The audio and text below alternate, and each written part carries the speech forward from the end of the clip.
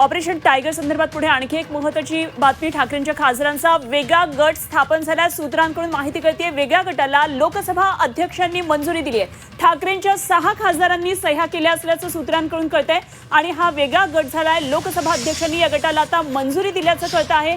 सगळ्यात महत्त्वाची या क्षणाची बातमी आपण झी24 तासवर पाहतोय.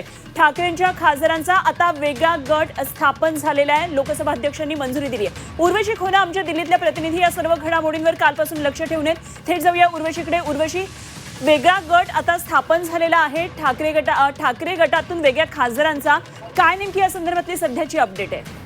जे आपल्याला सूत्रांकडून समजून येत आहे ते म्हणजे हे की उद्धव ठाकरे यांच्या गटातले जे खासदार होते त्यांनी वेगळं स्वतंत्र गट स्थापना करण्यासाठी ऑलरेडी एक पत्र लिहिलेलं होतं ओम बिर्ला यांना, लोकसभा स्पीकरला, अध्यक्षांना.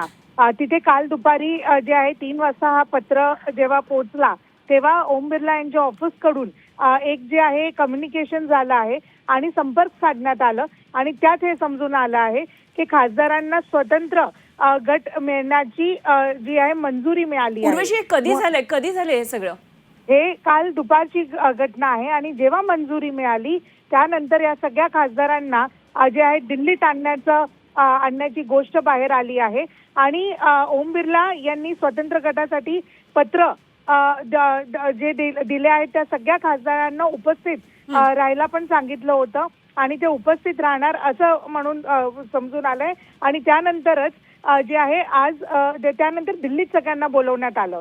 व्हिप जारी करण्याच्या पहिले हे पत्र देण्यात आलं सो दॅट टेक्निकल आणि लिगली आणि कॉन्स्टिट्युशनली कुठेच हे सगळे खासदार अटकू नये आणि म्हणून व्हिपच्या कक्षेत या सगळ्या गोष्टी येऊ नये आणि म्हणून हे ऑलरेडी पत्र जे आहे सादर करण्यात आलं आहे असं समजून येत आहे.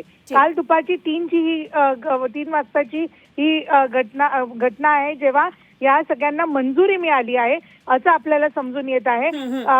पुढे भविष्यात कोणतेही कायदेशीर अडचणी येऊ नये म्हणून पहिल्यापासून मंजुरी मिळून आता जे आहे प्रॉपरली जे पुढचं जे एक कॉल असतो, प्रोटोकॉल असतो ते करण्यात येणार असं समजून येत आहे. ठीक, उर्वशी, धन्यवाद दिलेल्या या सगळ्या सविस्तर तपशिलांसाठी. उर्वशी खोना आमच्या दिल्लीतल्या प्रतिनिधी आपल्या बरोबर होत्या.